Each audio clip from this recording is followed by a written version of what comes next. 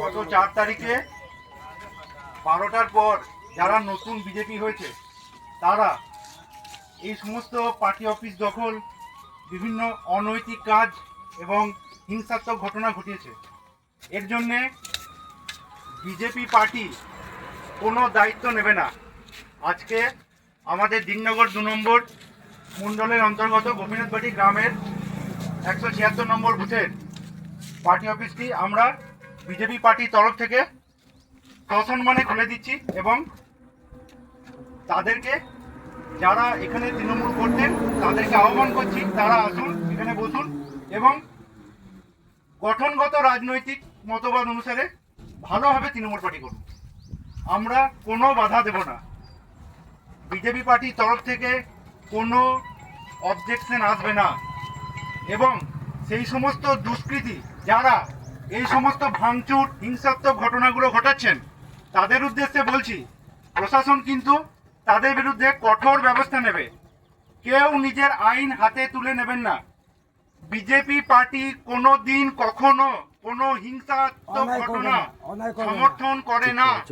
অন্যায় করবে না। হ্যাঁ না, বিজেপি যাচ্ছে, বিজেপি অন্যায় করবে না।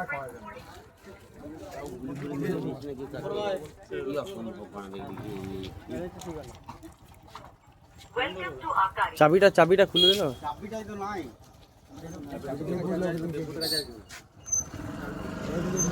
আপনাদের কাছে একটি বিশেষ বার্তা দিতে চাই। আপনারা লক্ষ্য করছেন ভারতীয় জনতা পার্টি যে সমস্ত পূর্ণ সাফল্য, তারপর একটি অংশে অন্য রাজনৈতিক দলের ব্যক্তি যারা স্বার্থ কায়েম করতে, ব্যক্তিগত ঈর্ষা মেটাতে গ্রামে বিজেপি পতাকা নিয়ে গেরুয়া আবির কিনে মাথায় লাগিয়ে তাদের ব্যক্তিত্ব, রাগ, ক্ষোভ চরিতার্থ করতে গ্রামে হিংসা অশান্তি ছড়াচ্ছে। বিজেপি অন্য কোনো রাজনৈতিক দলের পার্টি অফিস দখল করে না, বরদাস্ত করে না। অন্য কোনো রাজনৈতিক দলের নৈতিক কর্মীর বাড়ি ভাঙচুর, ঘেরাও জিনিস এসব পছন্দ করে না। বিজেপি মেনে নেয় না অন্য কোনো রাজনৈতিক দলের কর্মীকে শারীরিক আক্রমণ, চরম বিরোধী। তাই এই সমস্ত কাজ যারা বিজেপি ভেকধারী, রাস্তা থেকে বিজেপির পতাকা, রাজ থেকে বিজেপির পতাকা খুলে নিয়ে এরকম গেরুয়া আবির কিনে জয় শ্রীরাম ধ্বনি দিয়ে গ্রামে একটি বিশৃঙ্খলা সৃষ্টি করছে, অশান্তি তৈরি চেষ্টা করছে, তাদেরকে বলছি সংযত হন, সতর্ক হন। প্রশাসন কিন্তু আপনাদের বিরুদ্ধে কড়া ব্যবস্থা নেবে। যারা এই হিংসা করছে তারা বিজেপির কেউ না।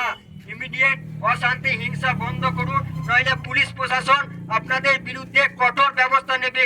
যারা বিজেপির নাম নিয়ে গ্রামে অশান্তি করছে তাদের বিরুদ্ধে প্রশাসন ব্যবস্থা নেবে। গ্রামে অশান্তি। ধন্যবাদ।